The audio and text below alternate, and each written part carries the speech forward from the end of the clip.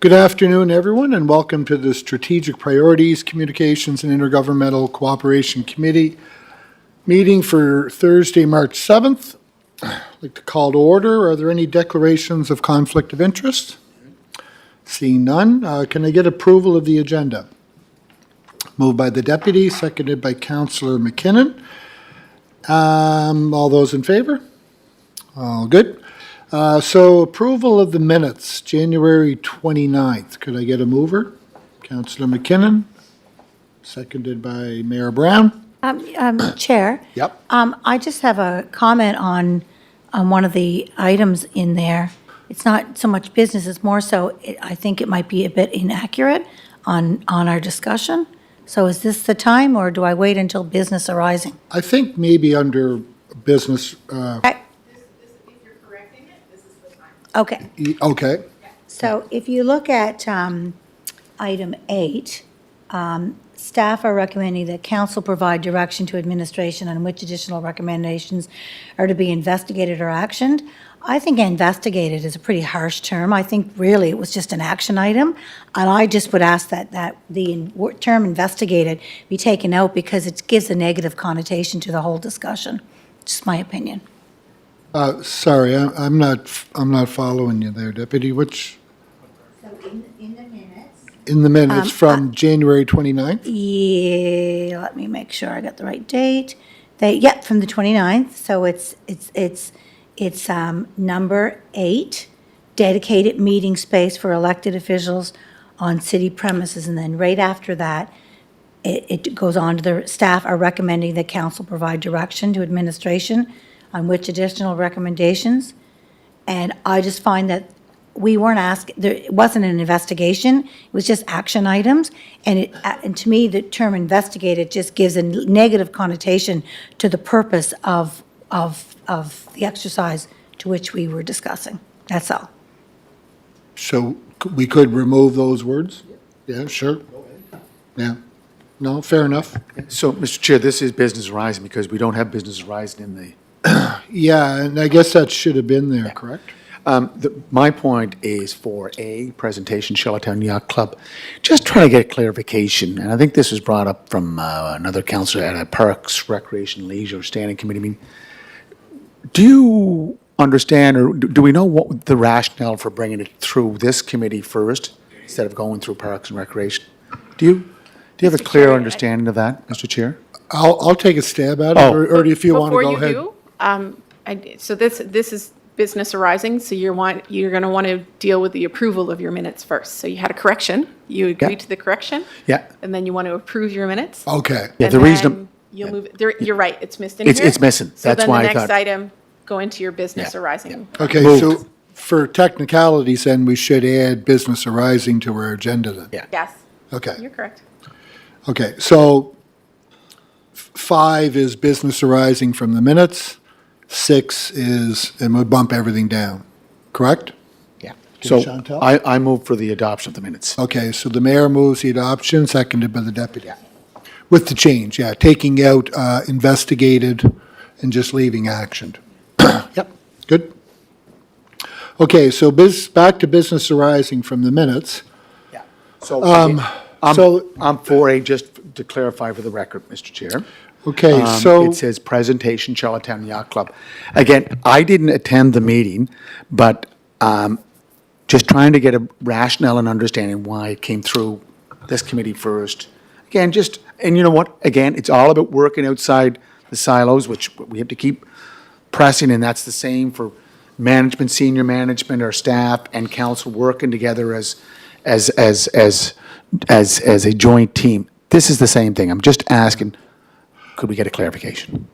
I'll try to answer that, Eleanor, and then, or do you want to take it over, or do you want me to give my perception as to why it ended up here? Thank you, Mr. Chair. I can tell you the technical reasons of why it ended up there, which we also explained at Parks Committee as well.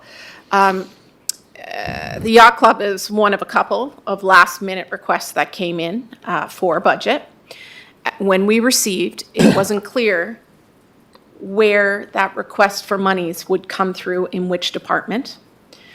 Strategic Initiatives was the only meeting between when we were having some important financial meetings. So it was proposed to bring it through strategic initiatives, to get it onto the finance agenda to move it forward. So that's why we brought it through. Since then, it's been realized that the responsibility and where it would formally come through in budget is through Parks and Recreation. As a result of that, it went to the Parks and Recreation Committee in terms of value in what was being proposed. So the initial presentation was at strategic priorities, but the staff recommendation of what to do with it came through Parks and Recreation.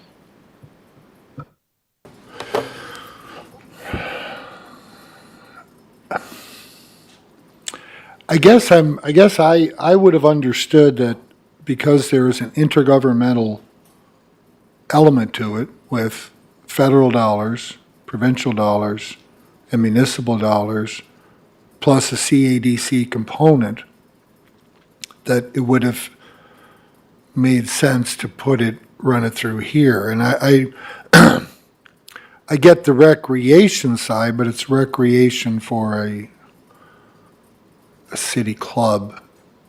I don't know whether, and again, I don't really care where it falls, but I get, so is it landing on Parks and Rec? Is it going to funnel through them now? Thank you. So Mr. it's off our purview? Yeah, thank you, Mr. Chair. So often many of our projects have, funding components, provincial, federal, but they ended up they get funneled through the departments that are dealing with it, whether it's roadways or whatnot. In this case, when we received it, it was a request from a private club in Charlottetown. And it was only after time had gone by a little bit that. Private club in conjunction with CADC. Because, Right, in terms of the funding that they had Right. received. So the connection to parks is the kayak launch that's down there. We have an existing agreement with the club for public access to be able to launch kayaks. So that is where the funding piece and building upon that connection and partnership was. So that's why I ended up going through Parks and Rec. In the end, really, it's kind of left Parks and Rec now. It's going through finance. It's going through that budget Sure. process. So in this case, it was a need to get a last-minute request on an agenda and to deal with it as efficiently as we could with it, as little information as we had initially when it arrived. Right. Thanks. Yep, okay. So, Mr. Chair, again, I bring that to our attention because going forward, we will have other requests that we don't know where to fit, and this is probably the most appropriate clearinghouse Yep. because of what you said, CADC, federal, provincial funding. Project is a private club, as the CAO mentioned. So a lot of elements to this issue, and one that I keep bringing up that I brought up at Parks, Recreation, and Leisure. This is an opportunity for the city to try to work with the Charlottetown Yacht Club to make that boat slip more publicly accessible, because it is, I believe, the only, there are two boat accesses to the water. There'd be Peaks Quay and there's the Charlottetown Yacht Club. So if we're making an investment into this club, I think we should try to work out something that would be, and again, that's a strategic priority for the city.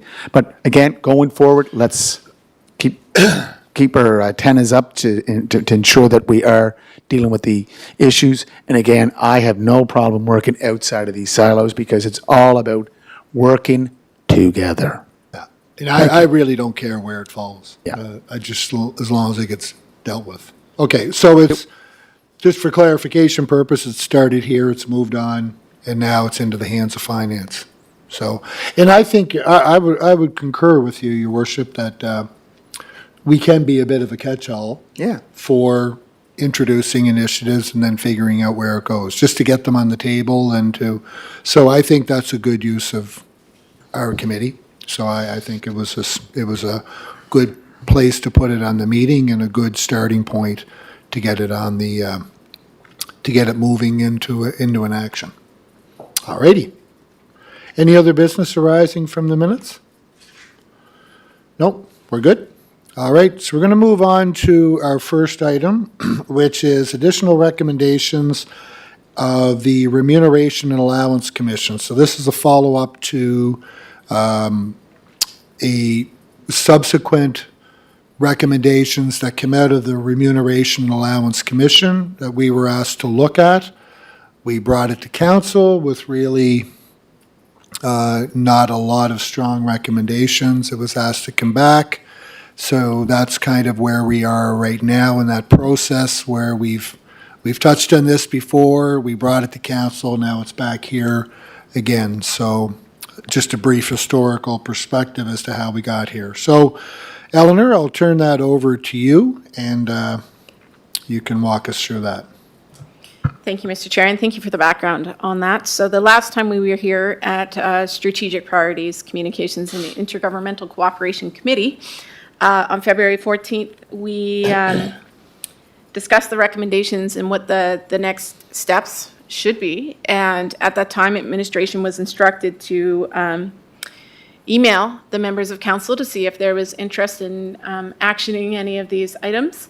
And the response back from the members of council, the majority and the consensus was that at this time, there isn't interest to proceed with any of the additional recommendations, as it was felt that they fall outside the scope of the Remuneration and Allowance Commission. So this report is just to provide you that was the feedback. And unless told otherwise, administration will just let this be. Thank you. Any questions or comments on the report? I think, Mr. Chair, I think the committee that was set up to look at this issue did a great job. They covered a lot of areas. You know, council doesn't agree with everything on what they recommended, but there are good recommendations there, and we had that as part of the 2019 report that was, I think, chaired by Mayor George McDonald. There was Judge Mitchell and Stan McPherson that were part of that ad hoc or task force to look into remuneration and indemnities. But in the end, it's really about just remuneration and indemnities. Like, are we being remunerated for what we're doing? I think it comes down to that, and hopefully we'll have that bylaw ready for the March meeting so that we can do a first reading on the amended version. But other than that, looks good to me, sir. Deputy, do you have any thoughts, comments? Pretty well identical to what his worship said. I mean, it's not that, from my understanding, it's not that council didn't see some of these other ideas or recommendations or things to think about as great things to look at, but they did not fall under remuneration and allowance, although they were, they're probably things that will come up at some point because they are things that council has discussed. But yeah, I think the Remuneration and Allowance Committee did a great job and certainly appreciate the extra things to think about, and they may or may not come up at another time under a different department or a different conversation or whatever that might look like in the future. But anywho, I'd say they did their job. So. Councillor McKenna? All right. I have a few thoughts on this. I guess first of all, we heard from council, and that's what we wanted, and so we've arrived at a consensus decision, and so we'll move on. Personally speaking, as we do have, as a part of our most recent resolution, we do have the opportunity for education sessions, which is now part of our bylaw, updated bylaw. And I would certainly like to see, when we have a new council coming in, to have the opportunity to expand upon our onboarding and training. And I recognize fully that these are recommendations that came that are not binding. They were outside of the scope. I get all that. But I still think there was value in what they put forth. And I do want to commend Ken and Lori and Brian for the work that they did, because I think they clearly put a lot of thought into what might be beneficial, But the other important part about this is a lot of what they are recommending came from what they heard from councillors. Because we were the predominant group that was reporting to their information. If you look at the people that were part of this interviewing process, 85% was council. So I don't think we can totally dismiss what was there. Some of the things, sure. But I think for the onboarding part, I know, just speaking personally as a relatively new councillor, I think there are opportunities for us to do that better. And maybe to periodically review and to look at, now that we do have the educational sessions, maybe we can look at things and say, how can we do that a little bit differently and maybe do it a little bit better so that everyone's kind of a little bit more prepared, as opposed to coming in here deer in the headlights for the first few sessions and trying to muddle our way through as best we can, which we did. But the other 2 points I do want to comment on is the consolidation of committees aspect. And I'm not recommending anything here right now, but I've heard various pockets of maybe, I don't know, I wouldn't say dissatisfaction, but maybe can we do our committee work differently? And I think that should be something that we should be open to. I don't have a recommendation for change that I would like to put forth right now, but I think as we go as a group forward, I think if we're looking to do things efficiently and work smarter and not harder and try and make the best decisions that we can make, I think we should keep that as an option. And the other one that I do support personally is the idea of term limits for elected officials. And I know that ultimately that is the wish of the electorate, and it's the electorate that's going to be deciding that. I would be curious to know if we could ever do some kind of gauge the level of interest on that. I don't know it's ultimately serving the public. And so if the public has an appetite for term limits for municipal council, I would be interested in knowing that. If they're fine with the current format, that's good too, because we're ultimately serving the public. And but we really don't know. I know I heard smatterings of it myself when I was campaigning in 2022, and I do know that there are other people who have varying ideas on that. So I don't know if that is something that we can encapsulate in some way, shape, or form.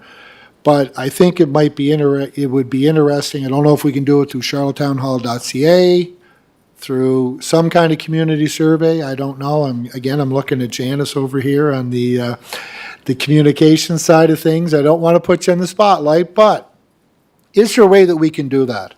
And again, I want to do what the electorate wants.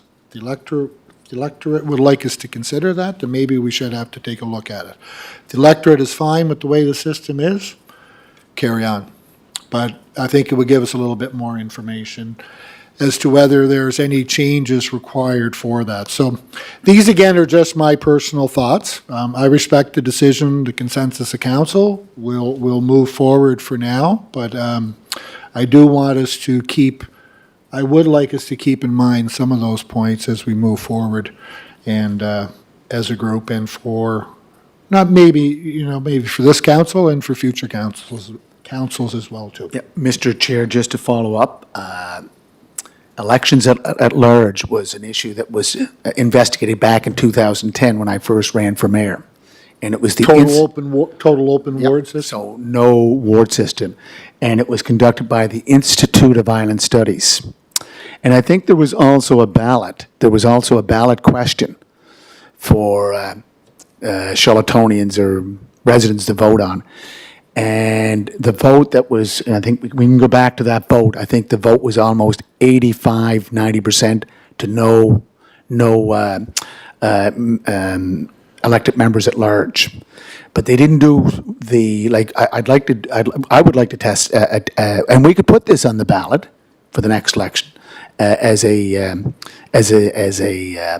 plebiscite question about term limits. I'm a big supporter of term limits. I served 2 terms as a counselor, knew I had to move on. You can always come back, so I came back, tried in 2010, 2014, then was finally elected in 2018, and re-elected in 2022. But I know I have to move on because, there's lots of great ideas and great people out there that have new energy, new enthusiasm, and that's what we need as part of this organization going forward. But elected officials, onboarding and training of counselors, I know the deputy mayor and new counselors at the time very much enjoyed what the Federation of Prince Edward Island Municipalities put on in, I think it was December of 2018 out at the North Shore Community Center. All island municipal officials got together right after the election and went through an onboarding training. It was great.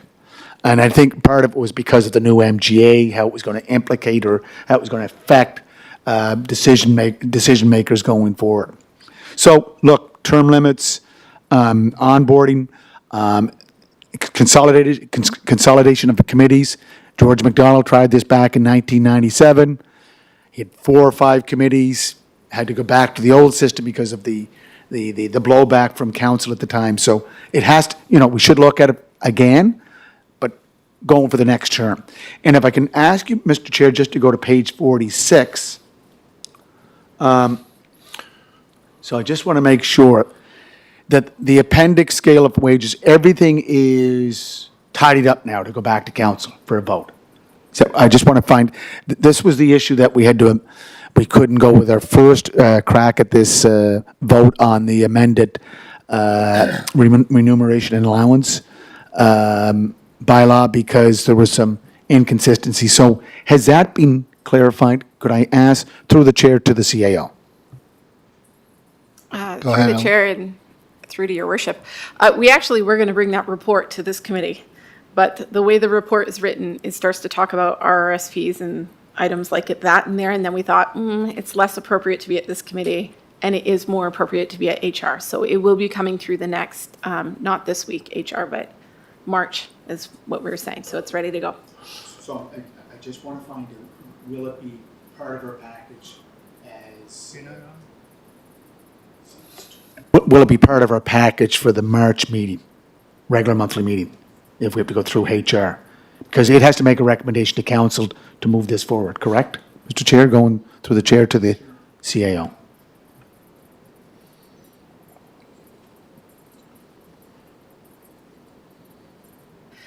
Thank you, Worship. We could probably look at scheduling. It might be difficult to be part of, we'll see. I'll see what I can put together for the regular meeting, just because we have a lot of committees scheduled over lunch hours between now and then, but I'll see what I can do to try and get. And the reason I bring this up, Mr. Chair, through the chair to the CAO, because this is a bylaw amendment. This is because of our procedural bylaw, I believe it has to go through a regular monthly meeting. Can we go through on a special meeting this? I don't think so. So if it doesn't get in March, we'll have to wait till April. Right. And the reason I bring this up, councillors have been asking me, when is this going to be, kick into effect? And that's why I keep bringing it up. Thank you, Mr. Chair. Okay, Councillor McKinnon? Thank you, Mr. Chair. Just a comment, I guess, I fully support as well the term limits. It was addressed, I ran in 2018 unsuccessfully, but a lot of people at that time brought it up. 2022, a lot of residents brought it up again, suggesting that term for council and mayor should be looked at. So I do have another question. It was on the media there a while back, elections PEI not covering the next municipal election for the city of Charlottetown. I might have missed something, but where are we at with that?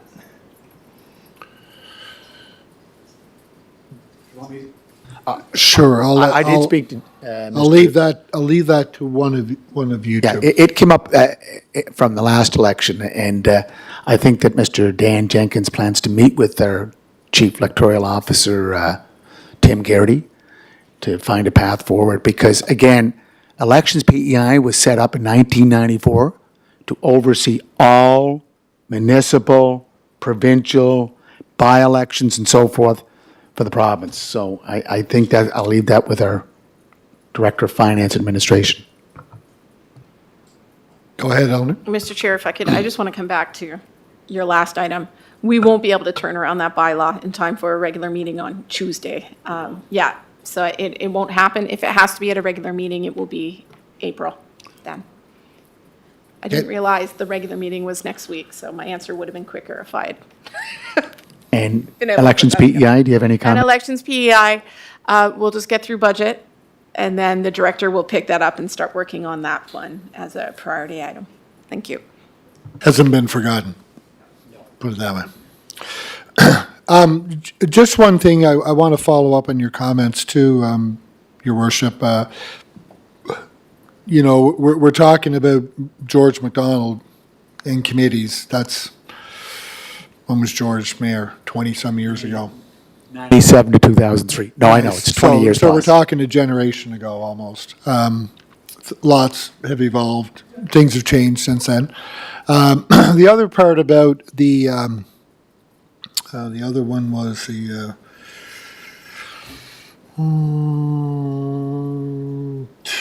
what was it? The 80-20, the open award system and all that sort of thing. Numbers Yeah. at large. I agree. I think we have to find, that was an open system, I know that there was, through the remunerations commissions, we're talking maybe a hybrid system. I don't know what people want. Again, I really don't know. I don't want to speak for the larger population, but I think it's important for us, if we're going to try and best serve their needs, I think we have to get a bit of a pulse on where they are. And the best way to do that is either through a plebiscite or trying to however we do it. I think it's incumbent upon us to try and get a sense of where the electorate is. And if there's a desire to change, let's try and meet that change. If they're happy with status quo, great. We carry on with the 10-ward system but I think I personally speaking, I'd like to be able to have a better sense. And currently, I don't feel that I have an understanding or a sense of what the electorate actually wants. And, Mr. Chair, I know we can talk forever on this, but on the consolidation of committees, standing committees, that's a procedural bylaw. This committee could look at making amendments to that bylaw to consolidate, let's say, human resources and finance, parks and recreation, and what would be parks and recreation? Public Works. Public works. So, yeah, that's something we could look at. Mr. Chair. I'm getting the look from the CAO there. Go ahead. Thank you, Mr. Chair. You actually don't have to go through the procedural bylaw because your procedural bylaw just enables you to create committees. Okay. Really, all you have to do is change this terms of reference for committees that you have. So actually, it's a little easier Oh, than having to change the procedural bylaw. But what I'm looking at is that it comes back to council as a vote. That's where you have to Oh, take. yes. Oh, Yeah, yeah. your terms of reference would come Yeah. back to them. Yeah, but, Mr. Chair, through the chair to the CAO, terms of references fall under what bylaw? Or is it just no bylaw at all?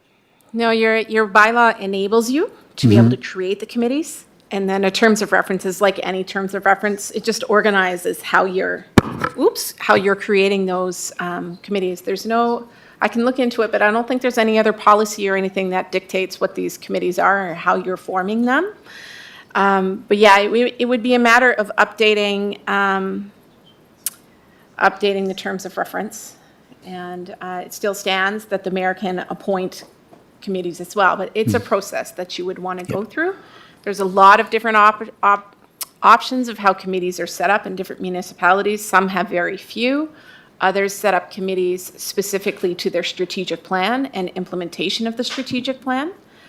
The city is in a transition right now where elected officials used to really be down into the business of this municipality, and that's just not where governance is these days. So your committees really should be focused on your policies, programs, and new services, and looking at feedback in there versus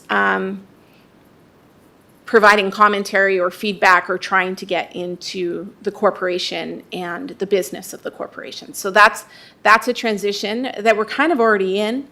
It's just a question of how you best organize your committees based on what functions of governance are today versus when all these committees were initially created.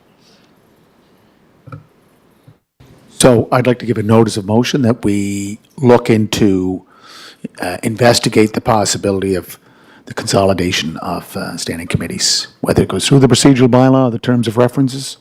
I'm asking that that's something that staff can look into. Before you, Mr. Chair. Okay, so the notice of motion function is meant for council. So then the question will be is, are you taking this notice of motion to council and putting it through that process? Or is it at the committee level? We're still interested in looking at, At the committee level. okay, so we're just looking at exploring potentially different actions. Yeah, I don't think we're ready to go to council with Okay. anything yet. I think we got more pressing issues over the next little bit, but I think we want to get it on the radar, think about what that could potentially look like, and then digest it a little bit here at the committee level before proceeding. I would agree with that. Okay. All right, Chair? sorry, Deputy, go ahead. Not in any opposition to looking at this, but is this not just a little bit like Groundhog Day? Did we not just do this about 6 months ago? And like the discussion of committees? Did we not just have that whole discussion of looking at committees and changes? And then it was decided that, or did I miss something? Like, I thought, wasn't there discussion of At committees? this level? Yeah, wasn't there? Through the chair, so this has been brought up. We've had a number of discussions about this. It was essentially put on hold, and it'd still be a little bit of time. And it actually comes down to capacity, because it's me who would have to look into these things. And there's a lot on my plate right now. No surprise, what we've been talking about is reorganizing different directors and things like this. So, and it can enable more of this kind of work to happen. I'm happy to do it. I think it would streamline a lot of our work. It's just not something I'll be able to get onto until maybe we get past budget. Yeah. And so happy to do that. And just to follow up, Chair, I'm not in any opposition. I think it's wonderful to explore. I just knew that there had been discussions, and so that's just why I just want to put that out there. So, thanks. All right. I think, I don't recall, but I'd like to see if the minutes reflected that, if we can find them, if Chantel, if one of you can just bring that, I'd like to see what discussion was what took place, because, hey, if it's been put on hold, let's take it off the hold button, look into it. Yeah, I don't recall it either, but that doesn't mean anything, really. Truth be told. Okay, can we move on to,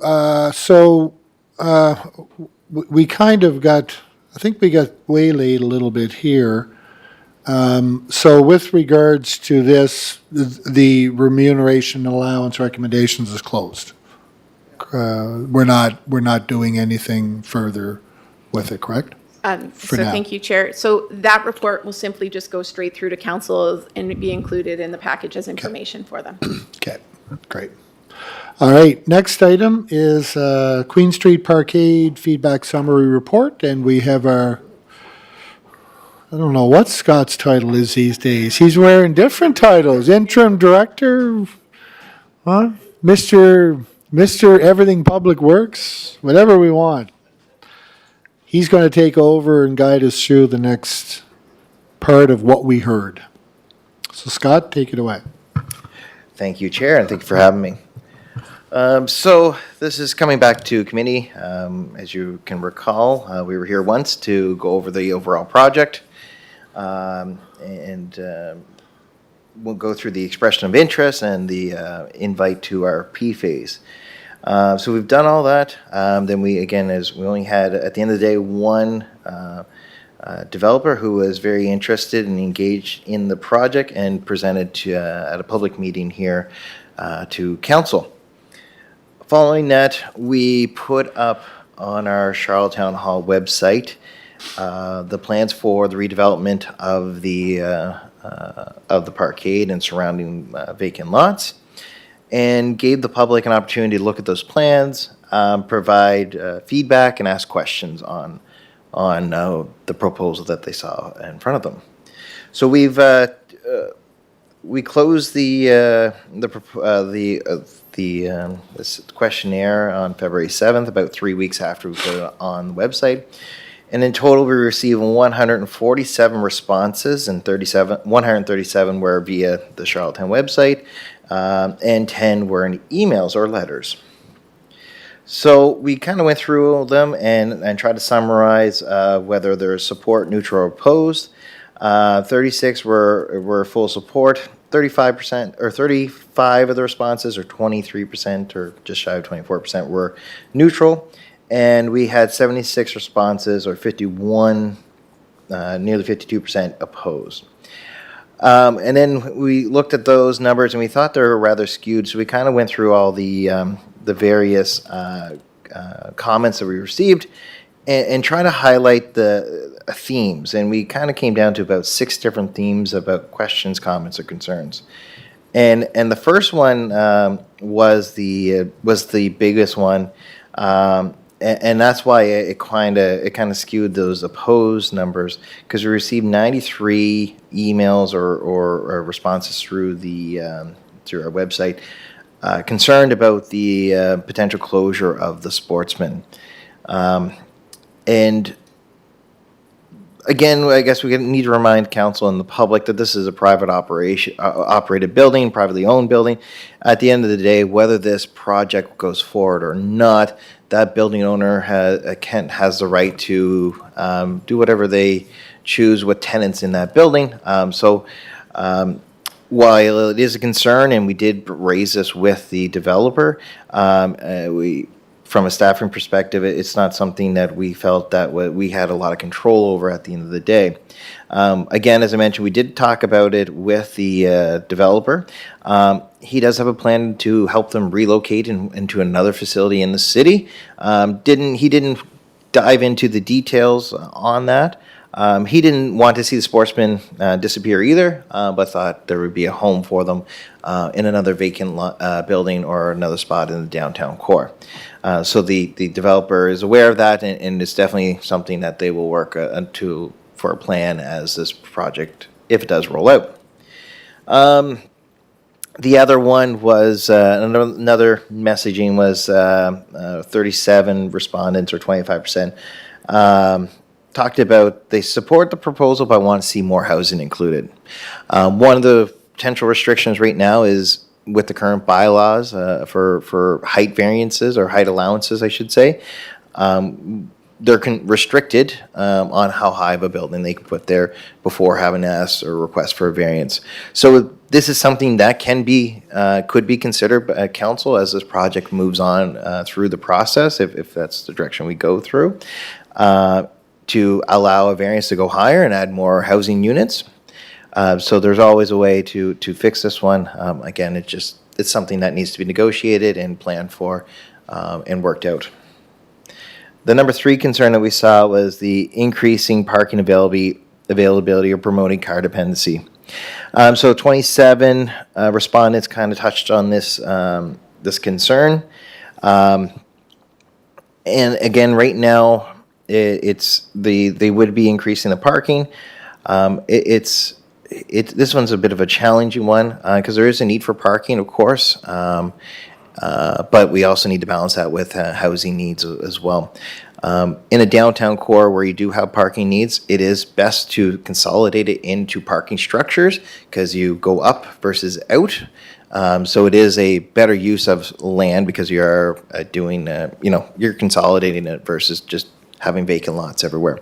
So this is a balancing one, and the plan was working within the constrictions that we put on, ensuring there's a minimum number of parking stalls that remain available to those daily and monthly users, as well as they would be needing to add parking for both their to meet the planning bylaws or the planning bylaws on those parking minimums that are currently in place.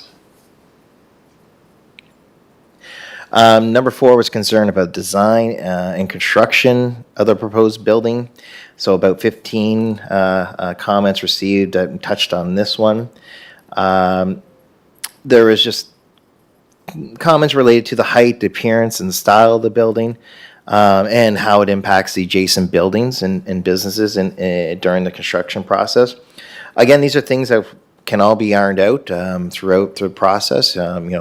There is the 500 block restrictions that the developer would have to meet and go through those review processes, of course. And the construction, yes, there's always impacts to neighboring properties, but the goal of construction is to be done quickly, and it augments everyone at the end of the day. When you do, like when we do road improvements on the street, it makes it better for everyone at the end of the day. There's some minor inconveniences, and those are things that the landowners have to work together to achieve that.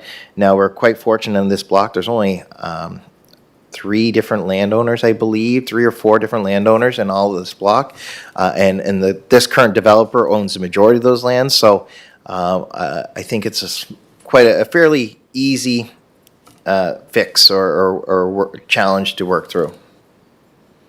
Number 5 is concerned about vacant retail space and the proponent's other commercial retail space. So we had 14 mentions of this in 14 respondents that mentioned this. Just mentioning how this current developer already has vacant space or storefronts available in downtown, in the downtown area. I think the one that was specifically mentioned was the corner of Great George and Kent Street. That storefront corner of that building has been vacant for years, for a number of years. And again, we appreciate those comments, and that's something that we can take into consideration as we move forward with this, reviewing the plans and negotiating into any agreement if we proceed forward. And then the final one is concerned about costs of the city and the use of public funds. So this theme was mentioned roughly in 7 responses. Again, part of the proposal has said that the city was not going to assist in cost. We would assist in if there were funding streams available, whether the developer chooses to go after affordable housing funding, things like that. We would put in assistance to achieve those or to apply for those funding streams. And of course, the land lease for the whole development. But at the end of the day, the city would not be adding, the intent was never to add any public funds to this project. It was solely a private development funded project. So again, those are the 6 highlights, and that were kind of the common themes that we went through all of them. We didn't send all put in every individual complaint or comment that we received. We just thought it was a cumbersome, and I didn't know if anyone would go and actually read through them. We can share that if you would like to see that information. That's not a problem. But we thought this was the best way to highlight the themes and the comments that we received through this open house.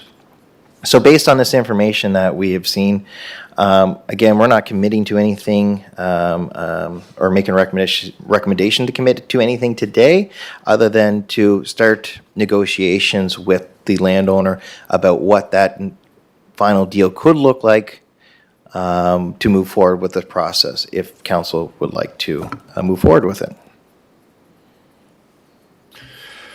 Thank you for that, Scott. I'll open the floor for comments from committee members.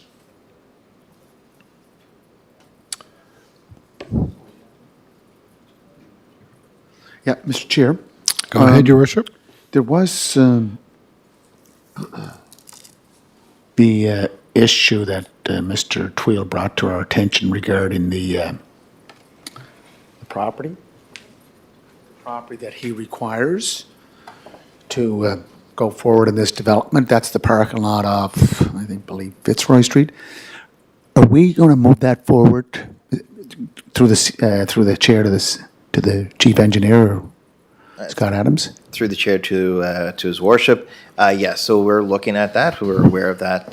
That would be part of the overall project, because it's a piece of land that city owns. It's very small. It's landlocked. It doesn't serve a purpose for the city.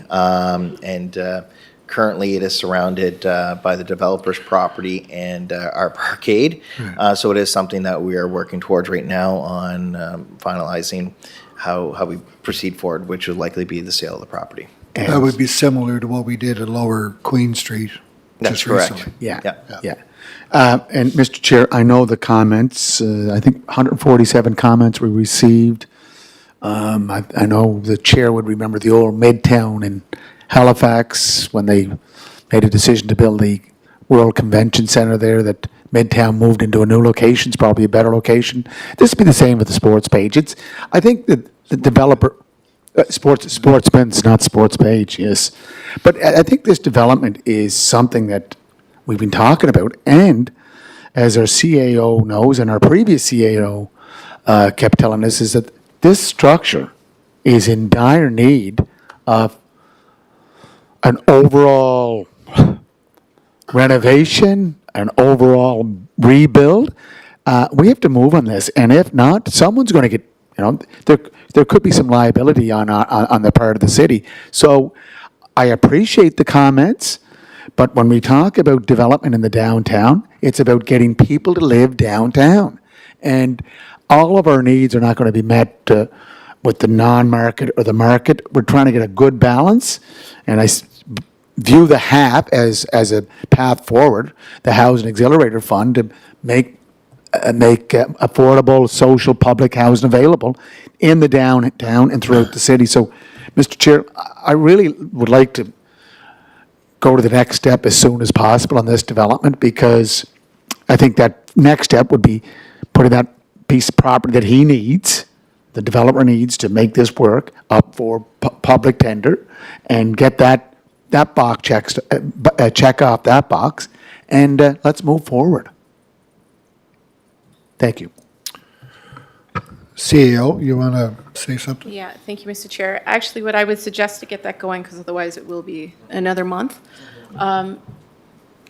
Your worship, if you would like to move a motion for that we do sell that piece of land, we'll prepare a resolution that will go to council with the rest of this package, so we can get that moving, if the committee wishes.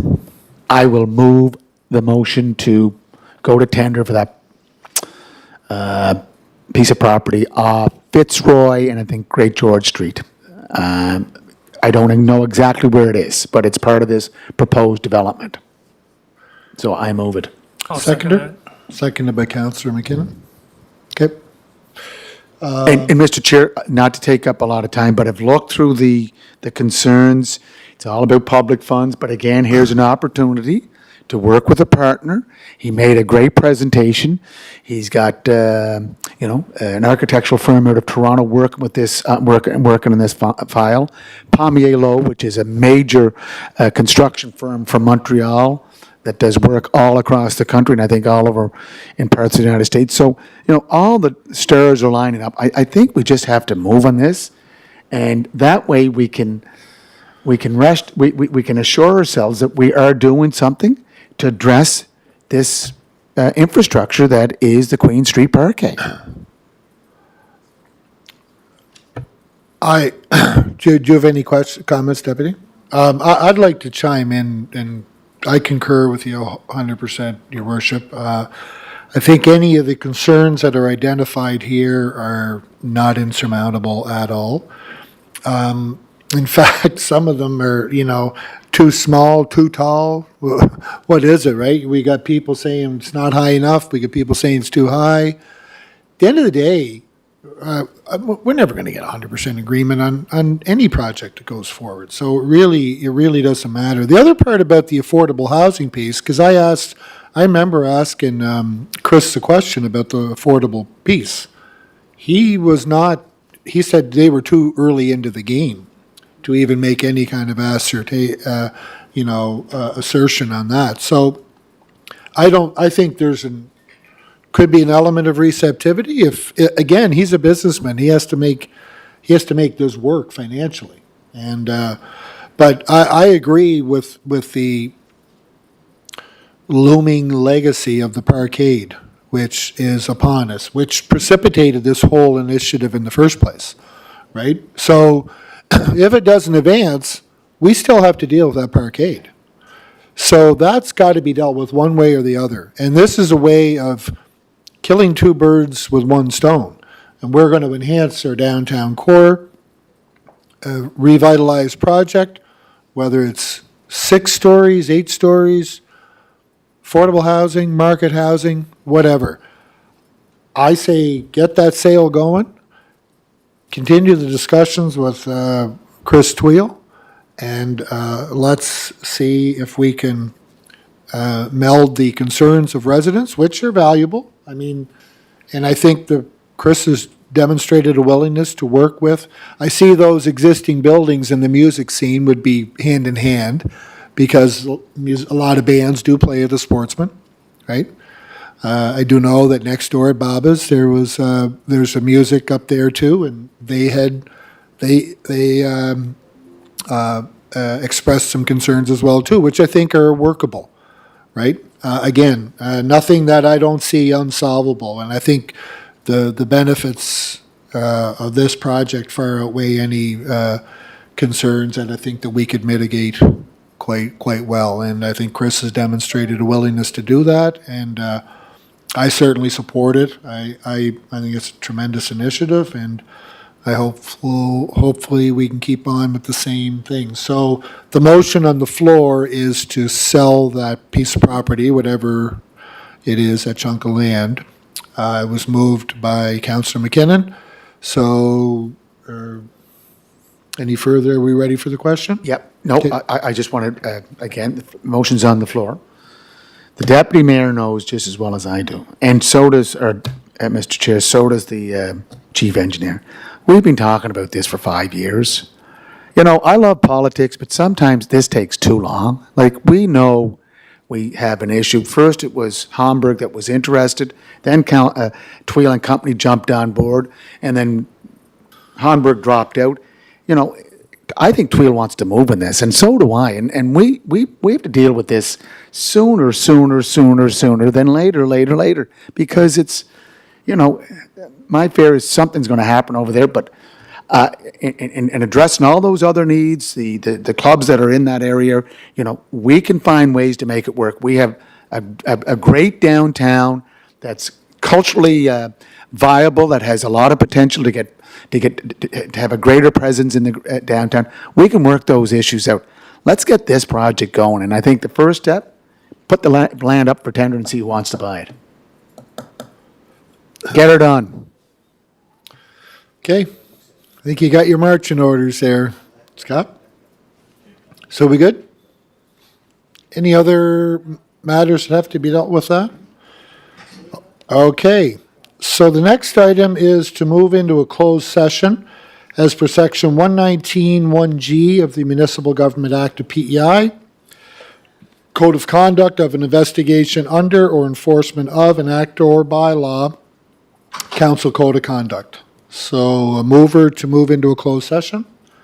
Moved by His Worship, seconded by Deputy Mayor. All those in favor? Okay. We are now in a closed session. Sorry.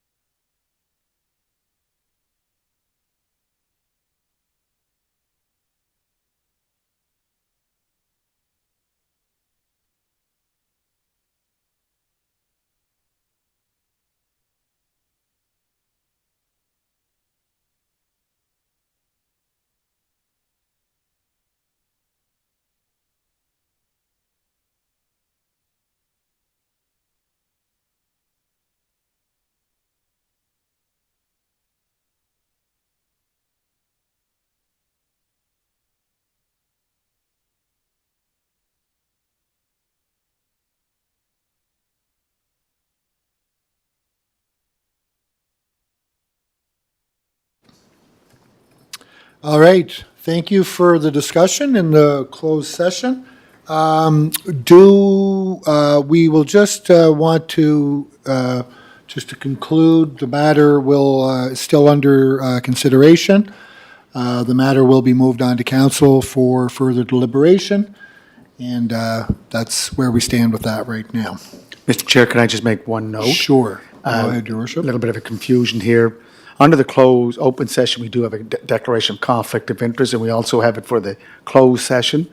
Just want to highlight or make the point that Councillor Trevor McKinnon did declare a conflict of interest on the issue that was discussed here. So he did remove himself from the meeting, and that's why he's not present here for the open session. Thank you, sir. Thank you for that clarification. Yep. All right, last item. Motion to adjourn. Any new business? No, motion to adjourn? Deputy, seconded by Mayor Brown. Thank you for coming, and thank you, Councillor McAleer, for being in attendance as well, too.